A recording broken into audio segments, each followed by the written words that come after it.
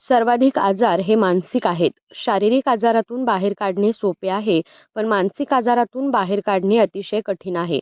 त्यासाठी तुमचा सकारात्मक दृष्टिकोन असेल तरच आनंदी जीवन जगता येऊ शकते, असे मत प्रसिद्ध योगाचार्य संगू गुरुजी यांनी व्यक्त केले. इचलकरंजी येथील महानगरपालिकेच्या गुरुवर्य रवींद्रनाथ टागोर व्याख्यानमालेतील चौथे आणि समारोपाचे पुष्प गुंफताना योगाचार्य संगू गुरुजी बोलत होते. आनंदी जीवन जगण्याची कला या विषयाची मांडणी करताना त्यांनी थेट श्रोत्यांशी संवाद साधला.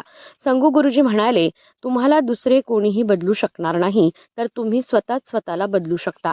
आरोग्य निरोगी आहे तोपर्यंत जीवन आनंदी आहे आणि आनंद आहे तोपर्यंत निरोगी राहता येते. आजाराला औषध नव्हे तर इच्छाशक्ती हरवू शकते. आत्ताचे क्षण आनंदाने की नैराश्याने जगायचे हे आपल्या हातात आहे. त्यासाठी वर्तमान काळात जगायला शिका.